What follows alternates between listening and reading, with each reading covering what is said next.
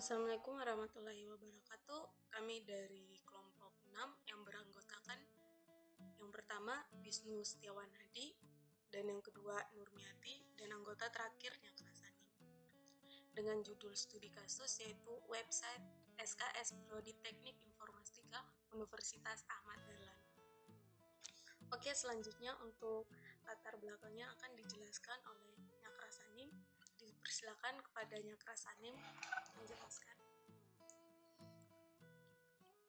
Oke, baik. Assalamualaikum warahmatullahi wabarakatuh. Perkenalkan, nama saya Nyakrasanim. Di sini saya akan menjelaskan part yang pertama, yaitu latar belakang. Latar belakang mengapa judul aplikasi ini dibuat. Latar belakangnya adalah karena pada saat ini UAD belum menyediakan fasilitas untuk melihat daftar matkul beserta SKS secara online, melainkan masih menggunakan metode manual, yakni hanya menggunakan buku bimbingan, sehingga akan sangat merepotkan jika kita ingin melihat jumlah SKS pada saat tidak membawa buku bimbingan. Untuk part kedua yaitu tujuan yang diharapkan. Nah, tujuan yang diharapkan dari studi kasus yang kami buat ini yaitu untuk memudahkan mahasiswa untuk melihat SKS secara cepat tanpa harus membawa buku bimbingan kemana-mana agar lebih mudah dan simpel. Untuk part selanjutnya akan dijelaskan oleh anggota kelompok kami yang lainnya. Kepada Saudari Nurmiati, dipersilahkan kembali. Oke, sekarang untuk proses bisnisnya saya akan menjelaskan. Di sini ada dua bagian. Yang pertama, sebelum adanya website dan sesudah adanya website. Sekarang saya akan menjelaskan sebelum adanya website. Pertama-tama,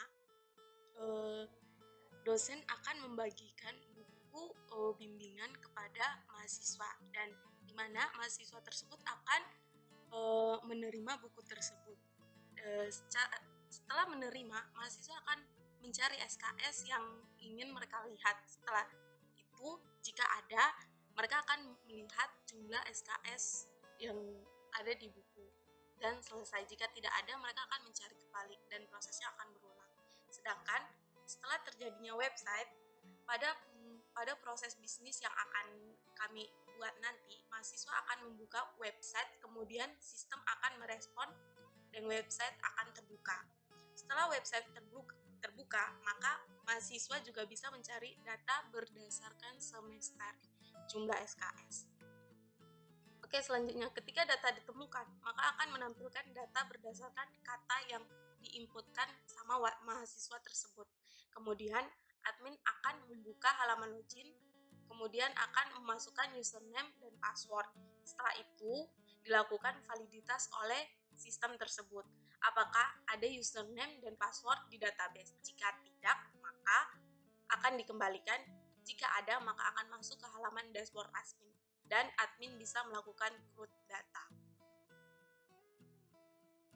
Oke, sekarang speak TL-nya akan saya jelaskan. Untuk kebutuhan fungsionalnya, di sini bisa melakukan login, yang kedua melakukan input data SKS, yang ketiga melakukan input mata kuliah, yang keempat melakukan delete SKS, yang kelima melakukan delete mata kuliah, selanjutnya melakukan edit SKS, dan berikutnya melakukan edit mata kuliah, dan yang terakhir memungkinkan pengguna melihat SKS serta mata kuliah produktif UAD. Untuk kebutuhan non-fungsionalnya di sini, yang pertama, data berjalan di Windows 7 ke atas, minimal RAM-nya 8 GB dan terinstall web browser seperti Google Chrome misalnya, dan untuk autentikasi user dengan password serta dilengkapi dengan role seperti admin dan user. Dan berikutnya, keamanan database menggunakan password, dan yang terakhir dilengkapi dengan icon yang sesuai dengan perintah yang akan dilakukan. Untuk selanjutnya akan dijelaskan oleh anggota terakhir kami yaitu Wisnu. Dipersilakan kepada Wisnu. Selanjutnya yaitu use case.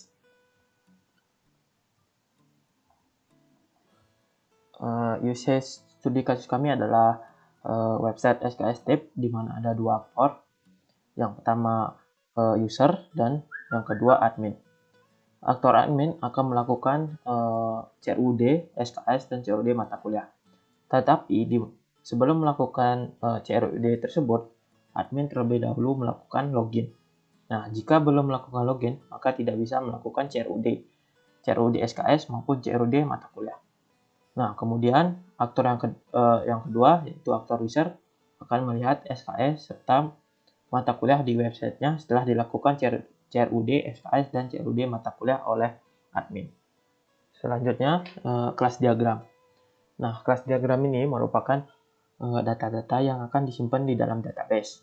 Nah, yang pertama, yang pastinya ada namanya tabel user. Ada namanya tabel login. Nah, di tabel login ini yang pastinya akan disimpan yang pertama ID user, yang kedua email, kemudian password. Nah, tabel selanjutnya yaitu SKS. Di dalam tabel SKS ini akan disimpan ID SKS-nya beserta dengan jumlah SKS-nya. Kemudian di tabel berikutnya ada namanya tabel matkul. Nah, di tabel matkul ini akan ada kode matkul, kemudian nama matkul, dan terakhir ID SKS, yang dimana tabel SKS sama tabel matkul akan dilakukan join. Selanjutnya, activity diagram. Nah, activity diagram atau diagram aktivitas adalah UML behavior diagram atau diagram perilaku. UML yang menunjukkan flow of control atau aliran kontrol, atau arus objek atau objek flow dengan penekanan pada urutan dan kondisi arus. Nah, gambar di samping merupakan activity diagram dari studi kasus kelompok kami, yaitu website SKS Prodi Teknik Informatika. Nah, langkah pertama, user akan membuka website, begitu juga dengan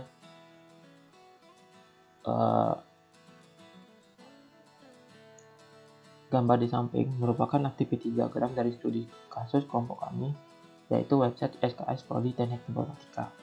Nah, langkah pertama, user akan membuka website. Nah, ketika website sudah terbuka, maka user bisa melakukan dua fungsi, yaitu menampilkan halaman SKS dan bisa melakukan pencarian data. Jika user ingin mencari sebuah data, maka user bisa memasukkan keyword. Setelah itu, maka akan muncul data yang sama dengan keyword yang dimasukin user. Jika keyword yang dimasukin tidak ada, maka akan kembali ke halaman pencarian. Nah, untuk bagian admin, admin akan membuka halaman login. Nah, setelah halaman login terbuka, kemudian admin akan memasukkan username dan password. Nah, setelah itu sistem akan melakukan validasi. Jika tidak sesuai, maka akan dikembalikan ke halaman memasukkan username dan password tadi. Nah, jika username dan password sesuai, maka admin akan diarahkan ke bagian dashboard dan admin bisa melakukan CRUD. Nah, sekian dari presentasi kelompok kami. Kurang lebihnya mohon maaf. Assalamualaikum warahmatullahi wabarakatuh.